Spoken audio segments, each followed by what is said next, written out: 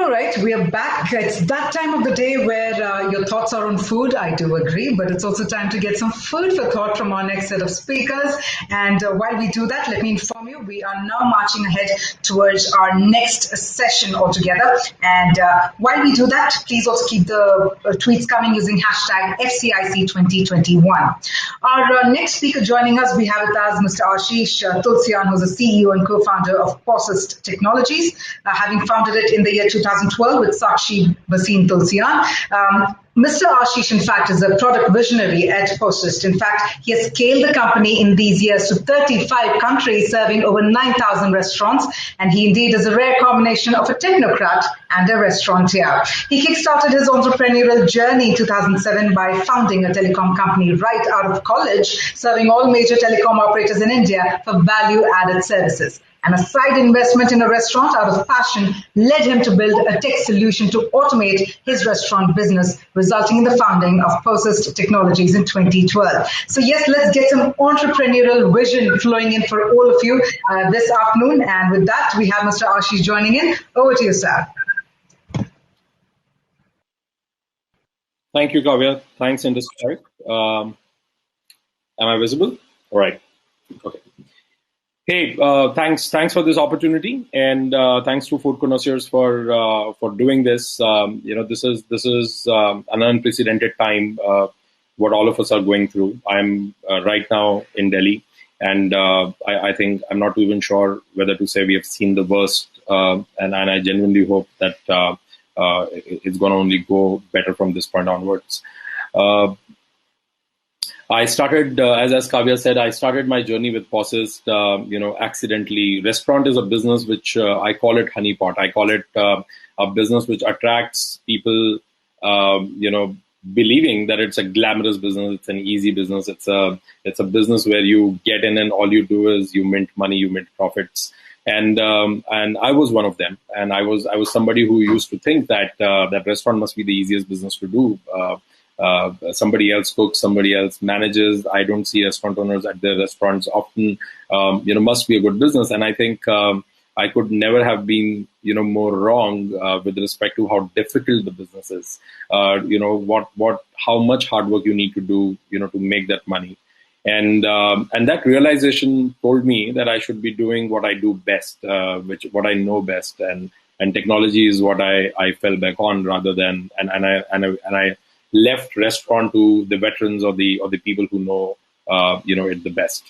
But what I want to talk about today is that how restaurant business has changed over last half a decade, rather I would say. In last 5 years, I've seen this very different. Today's restaurants are not really what probably we were experiencing restaurants maybe before 2016 or even as recent as 17.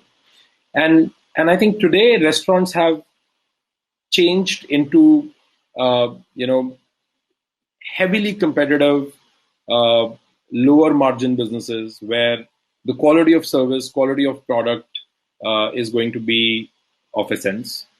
Consumers have got this superpower wherein, location of our restaurant, geographical location of our restaurant has been rendered useless. Now the location is on an app, on a Swiggy or a Zomato or an Uber Eats or aggregators across the world. Consumers, with a click of a button can skip through our location on that app. And that is just, I've seen this trend in last 5 years specifically, where restaurants became highly competitive. And today, as we are speaking today, I think the pressure on margins is mind-boggling. I think all of us have been talking about cloud kitchens, and that is one thing which I don't think we have been able to demystify enough. It is going through its own curve of expansion, and I believe that there's going to be a contraction or as we call correction in the cloud kitchen business, and that is what is most important to us, even at Posist. As an entrepreneur who's running a restaurant tech company, that has been the focus. That how do you make sure that you get businesses serious, or you get serious businesses, to do well.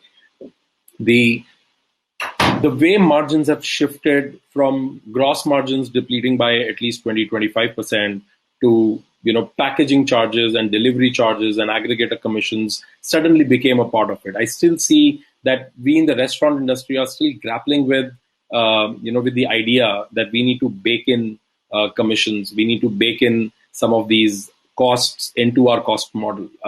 This is something which has been given to us on top of what restaurateurs were doing.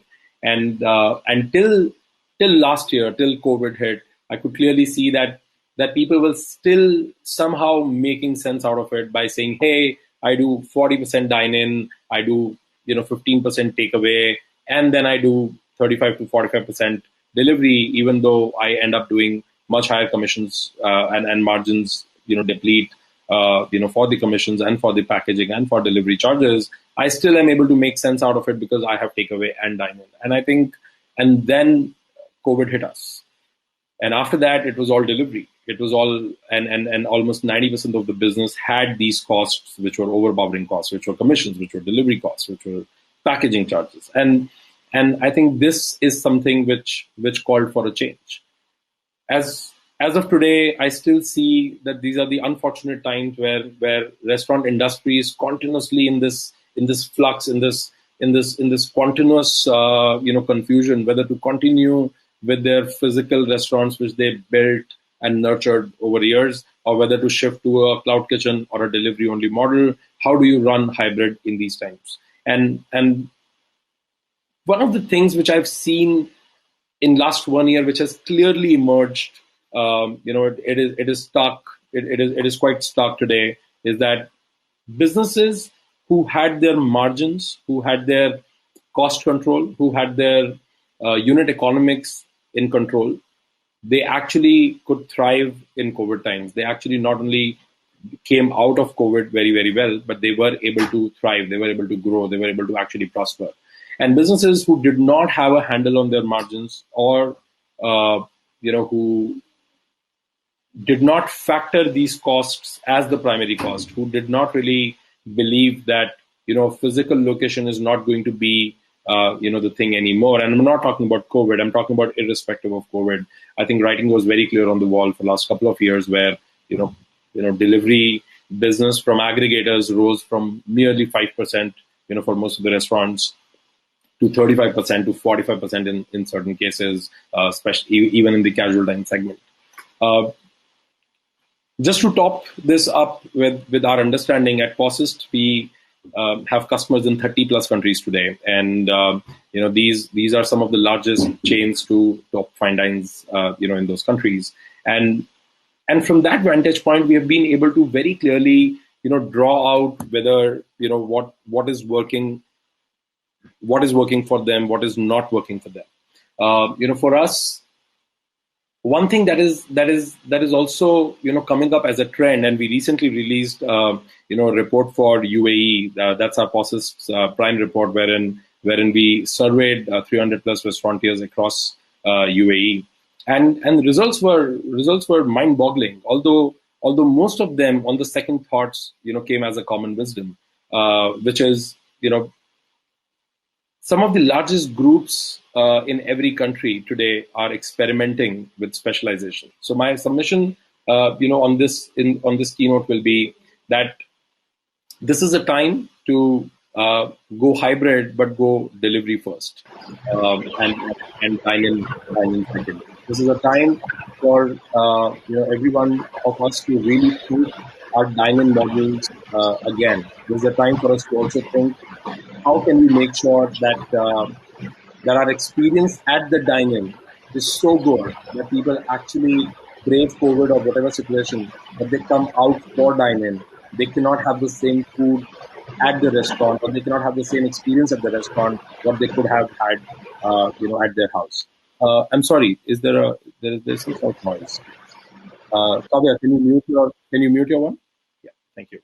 And what we can clearly see is that this is also the time of hyper specialization. The restaurants of the future are really. Your mic is again. Sorry, thank you. So you're again unmuted. Yeah. So what we can clearly see is that the restaurants of future, and that's going to be my last submission today, restaurants of future are not going to be generalists. They are not going to have a menu which is going to be broad. They're not going to have a menu which is going to be multi-cuisine, for all practical purposes.